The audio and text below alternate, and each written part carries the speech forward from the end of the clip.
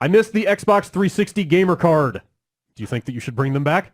Or they should bring them back? Yeah, we're going to bring them back. Do you think they proud to announce? Do you think they should bring them back?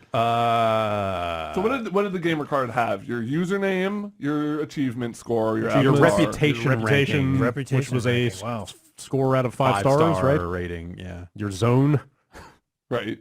And your gamer pick. Your gamer pick. What were the zones? Recreation, I know we like Recreation, underground, underground, and was there maybe one other one? I think there was a fourth. Yeah, it wasn't like the speed zone or something like that. No, recreation I think was meant to be the. Let me see. Yeah, what was the casual one? Fake. I think recreation. Okay. Yeah. Fake was the one. Family. Family was the other one. for mom and dad. The most important thing, family. I'm all up in that family zone. I miss a lot of stuff about that era of the 360. The zones is not one of them. The The reputation zones is ranking kinda is one of not them. one of them. In a really ironic way. I wonder if any game ever actually took the zone, because they pitched the zone thing as like a matchmaking Yeah, thing. they would match you up with. Yeah, you were like, oh, well, if you're in the pro zone, we're going to match you up with that. But then, like, all of their patents and all their filings around true ranking or whatever, It's based on like hidden skill ratings, right? Yeah, and not the zone. Yeah.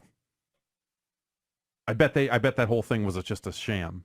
I bet the zones were just a scam. I bet somebody believed in it at some point. Oh, so I'm sure that like when they created it, they were like, and this will tie into something down the line. And then engineers looked at them like it was there's like a mathematical way that's better to do this than to like separate people. Think about what that would do to like queue times, because Dota's gone through stuff like this before, where it's like, okay, well, we're gonna separate party matchmaking and solo matchmaking, and that's going to already split your audience into 50%. If there was a hidden matchmaking thing, which is probably the best way to do it, because it's going to make you win 50% of your games, which is what should happen. Yeah, ideally.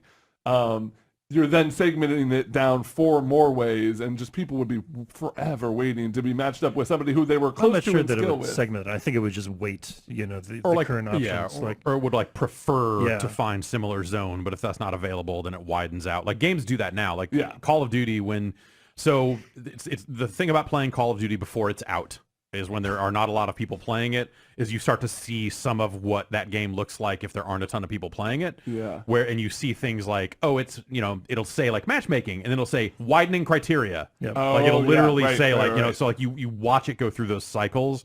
And so watching like a modern game go through those cycles is probably what that looks like across the board. Yeah. For that sort of thing. But, and it does it pretty quickly. It's where it's like, there's not enough people in your region, so here's this Australian server that's mostly full. We're going to throw you over there, and it's pretty quick about it these days. I think the thing I missed the most about that era of the 360 was all the branded, sponsored gamer pick packs that they put out. Yeah, totally. That Tom Cruise. Granted, like people's relationship with brands was very different in 2005, and they were just free before they were to be hated and feared. Well, I hated and feared them then, but it was like for a different reason. Yeah, right? It was fun to laugh at. Yes, exactly. You could using the Burger King as your gamer pick, or say Will Smith from Men in Black 3. There were a lot of free gamer picks to be had. Exactly, but like now that's like a bullet point on someone's chart, and they're just like, this many people are using it in this. Would like it was funny and ironic to use your gamer card as a billboard back then. Right up until it was part of someone's marketing plan. Yes, in a realer way. Not so much. Then. Yeah, not so much now.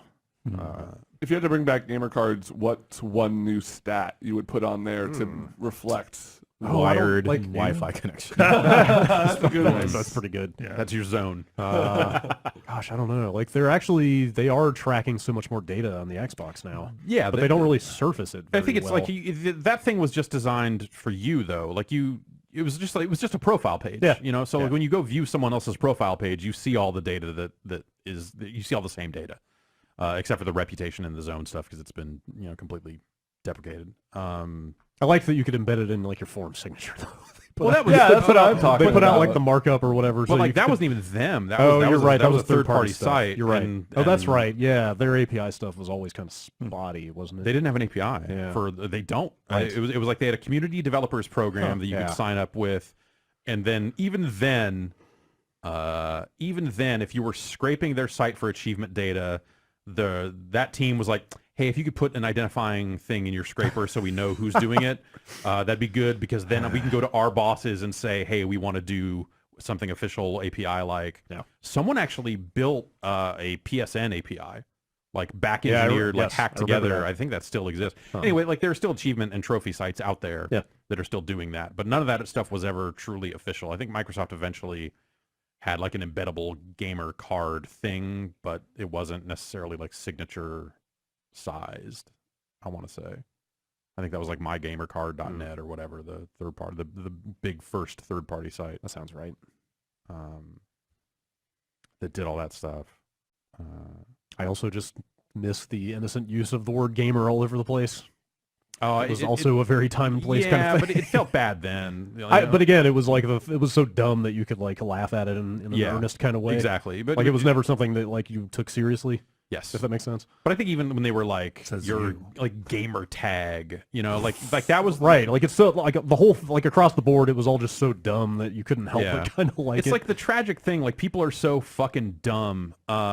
When you say like when you talk this stuff, they're like, oh, they hate gamers. It's like, no, like you're forgetting that like the origins of the word gamer were EA marketing people talking about Madden fans and gamers wanting to fly that flag, and the gamers are going to get out there and they love the St. Louis Cardinals and they're going to do this and that, like talking about it's like sports games. And it's like when you take down a picture of Santa, or like you don't have Santa in your marketing anymore, and people are like, oh, you're killing the spirit of Christmas, when it was like a thing created by Coca-Cola. Exactly. Yeah. Like people like being out there trying to be all for the word gamer when it was it was always just a marketing term that all of us just looked at and said like, this sounds terrible. Are you saying Gamers Day was made up to sell gamer cards? I don't know.